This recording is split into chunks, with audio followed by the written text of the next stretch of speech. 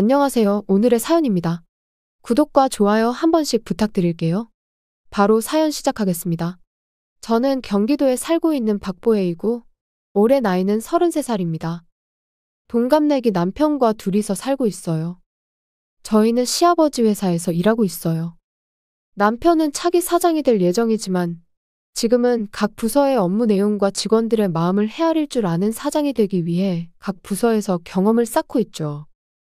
우리 부부의 만남도 남편이 제가 근무하는 영업부로 발령이 났을 때였어요. 저는 남편과 동갑내기라 남편에게 일을 가르쳐주게 되었어요. 솔직히 차기 사장님인 아저씨가 그냥 적당히 일하는 거 구경하러 온 줄 알았어요. 하지만 남편은 잘 가르쳐 달라며 영업 외근에도 적극적인 태도로 임했어요. 그런 모습에 반한 여직원들이 많았고 어느새 남편은 영업부에서도 인기 있는 존재가 되어 있었어요. 차기 사장으로 내정되어 있고 성격도 좋고 일 잘하는 사람이라면 당연한 순리겠지요. 저는 그런 거에 별로 관심이 없어서 한동안은 일만 하려고 생각했어요. 그런데 남편이 저에게 고백을 하길래 저는 다른 사람한테 고백하는 걸 저한테 연습하는 거냐고 되물었어요. 장난으로 한 말은 아니었고 진지하게 그런 줄 알고 그냥 그렇게 대답하고 말았어요. 남편은 제 대답의 연습이 아니라 정식으로 만나보고 싶다고 말하는데 이때서야 저는 정말로 진심이란 걸 알게 된 거죠. 그래서 저는 아직은 일하느라 연애 생각은 없다고 했고 저 말고도 이쁜 애는 얼마든지 있으니 잘 둘러보라고 얘기했는데 남편은 포기할 생각이 없는 건지 연애할 생각이 들 수 있도록 옆에서 일을 열심히 도와주겠다고 하더라고요. 그 열의에 이끌려 결국 한 달 후에 연애를 시작하게 되었어요.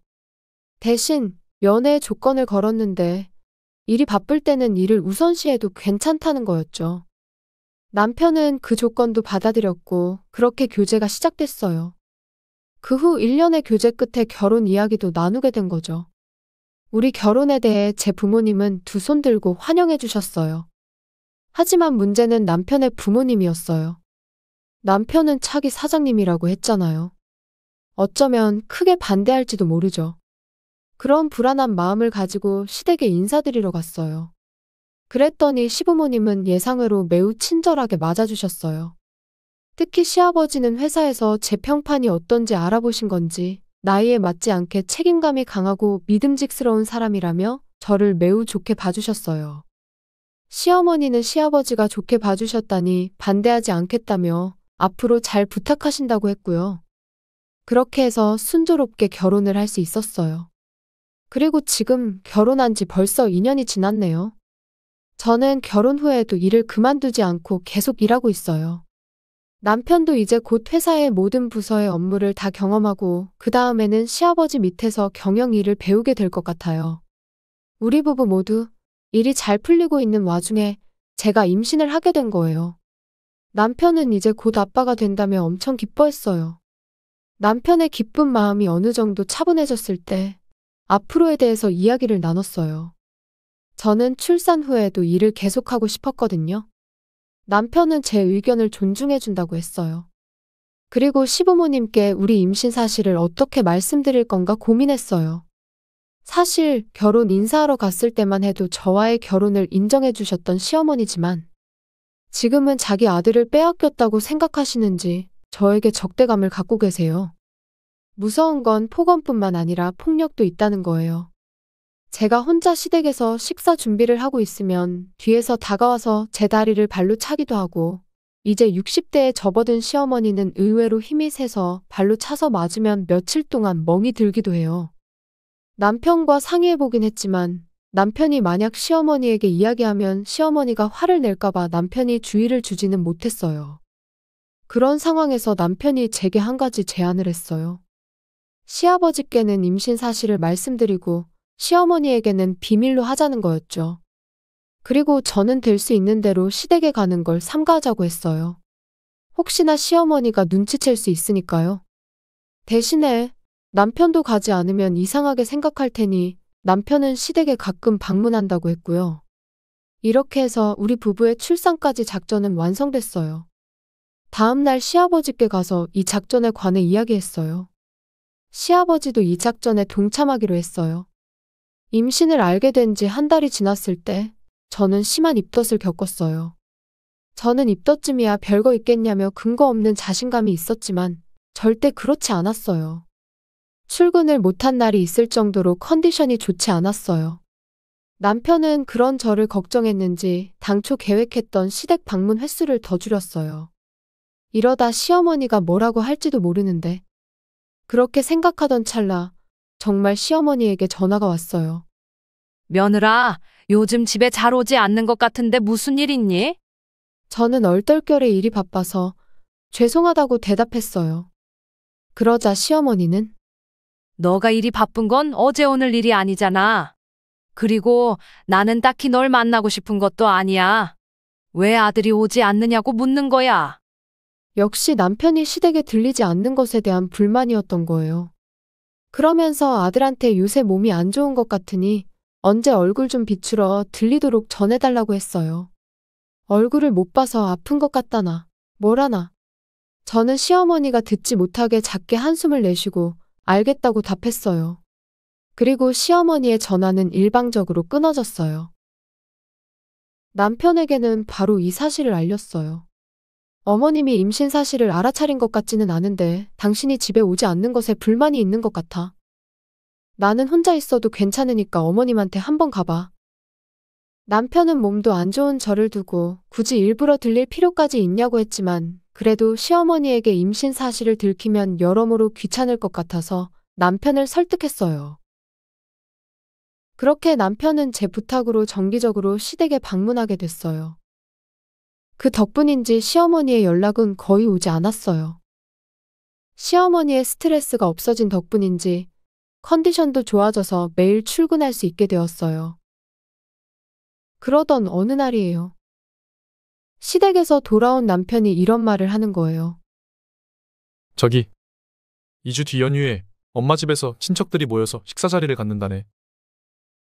남편의 친척들은 1년에 몇 번씩 이런 식사 자리를 가져요. 식사 장소는 친척 집을 돌아가면서 바뀌어요. 이번에는 시댁에서 모이기로 결정된 것 같았어요. 그리고 이 식사 자리가 곤란한 건 장소가 되는 집에서 모든 음식을 준비해야 한다는 거죠. 약 1년 전에 시댁에서 열렸을 때는 제가 아침 일찍부터 식사 준비해서 겨우겨우 준비할 수 있었어요. 그때 시어머니는 우리 며느리는 요리를 잘하니까 혼자서 해도 괜찮다고 말씀하시면서 정말로 아무것도 도와주지 않으셨어요.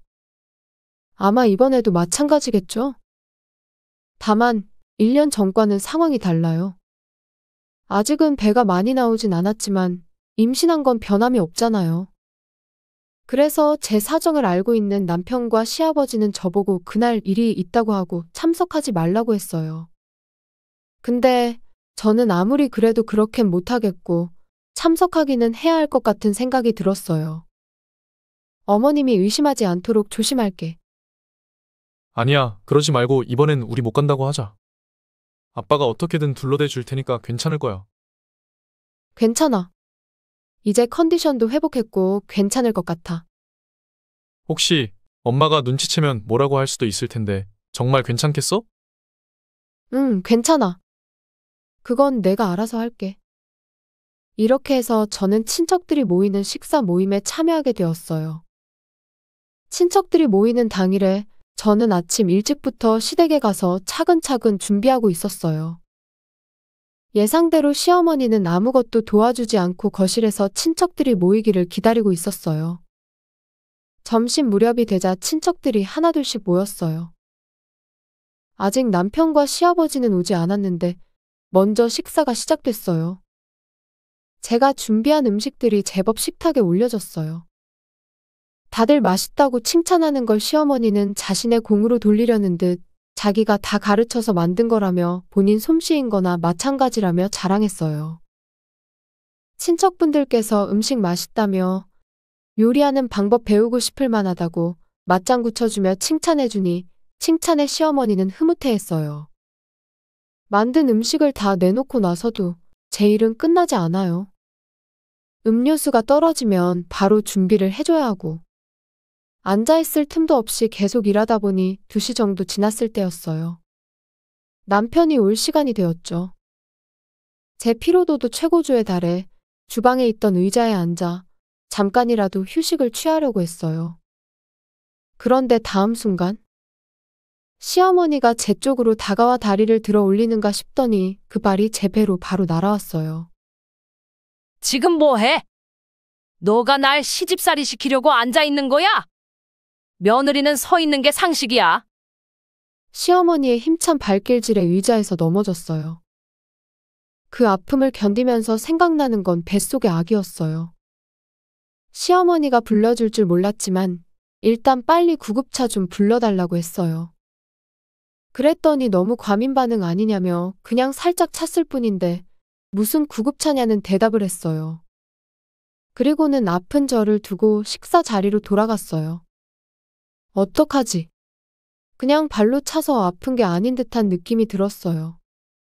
이대로 있다가는 아기에게 혹시라도 무슨 일이라도 생기면 어쩌지?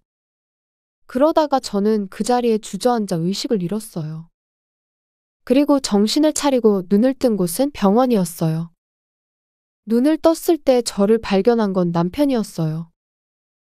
남편은 놀란 눈으로 제가 배를 차여 쓰러진 걸 알고 있다고 말했어요. 남편의 말에 멍했던 의식이 순식간에 돌아왔어요. 그리고 뱃속의 아기는 괜찮냐고 물었는데 의사 선생님이 괜찮다고 했다고 말해줬어요. 남편의 도움으로 침대를 기울여 앉으니 제가 어떻게 병원에 오게 된 건지 그 의문이 해결됐어요. 바로 시할머니가 구급차를 불렀다고 하시더라고요.